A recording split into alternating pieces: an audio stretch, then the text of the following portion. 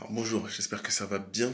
Je me permets de vous contacter, on est le 5, donc on est à une date assez cruciale. Demain va commencer une longue bataille aux États-Unis.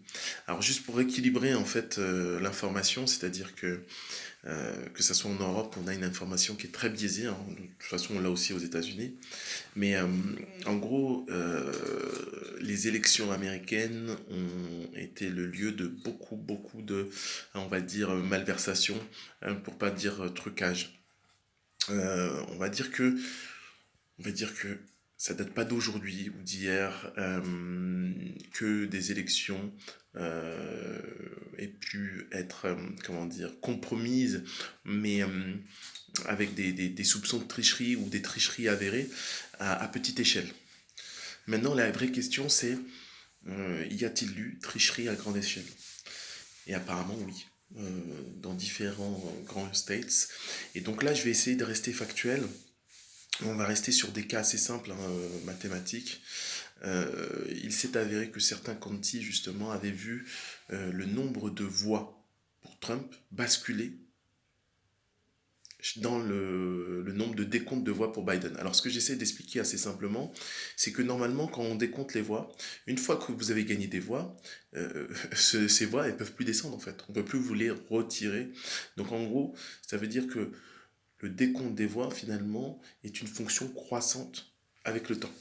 Okay. C'est-à-dire que bon, voilà, si Monsieur Trump a eu 500 voix à telle heure, et ben dans le county, il aura plus tard clairement plus ou toujours le même nombre de 520. D'accord. Donc ça c'est assez logique, c'est des petites maths.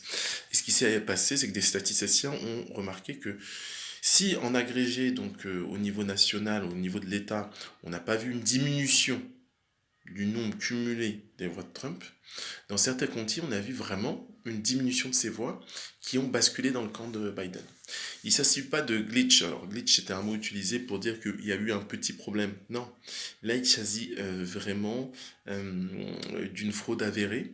Et là, on ne parle plus de 500 voix. On est en train de parler de milliers de voix. Ok. Et donc, et sachant que sur la plupart des États, ça s'est joué à rien entre Biden et Trump, surtout sur ces États justement clés, sans compter, là je suis même pas en train de compter le mailing ballot, c'est-à-dire que on n'est pas en train de compter les votes qui ont été faits par email.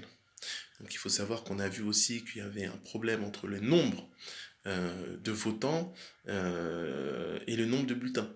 C'est-à-dire le nombre de gens enregistrés et le nombre de bulletins de vote, hein. Donc ça c'est assez flagrant.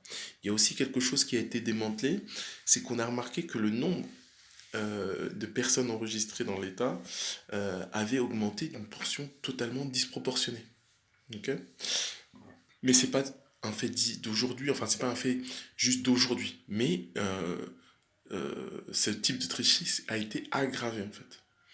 Et donc ça a été détecté par des statisticiens, des spécialistes des données, et donc là on est sur vraiment de la triche avérée factuelle. Donc il y aura, on sait qu'il y a eu une triche au niveau, enfin une triche avec des lois anticonstitutionnelles développées dans certains États. Donc ça, c'est factuel. On sait qu'il y a eu ces triches mathématiques, donc c'est-à-dire que statistiquement, on a vu justement des voix passer de Trump à Biden. Donc ça, c'est avéré aussi. On sait que dans certains États, ben, il y a eu des transferts de ballettes, donc de voix par email. On sait que il y a eu certains problèmes qu'on a voulu recompter, on n'a pas voulu mettre en avant les signatures. On sait que des morts ont beaucoup voté. Donc là, on est sur quelque chose on n'est plus sur quelque chose d'intéressant. On est sur vraiment une tentative délibérée de take over les élections américaines. Et en fait, ça aura de très très grosses conséquences. Les gens ne réalisent pas à quel point, en fait, c'est pas qu'une bataille électorale américaine, c'est une bataille de vision. Et cette bataille aura des conséquences sur des dizaines et des dizaines, allez, soyons fous, des centaines d'années à venir.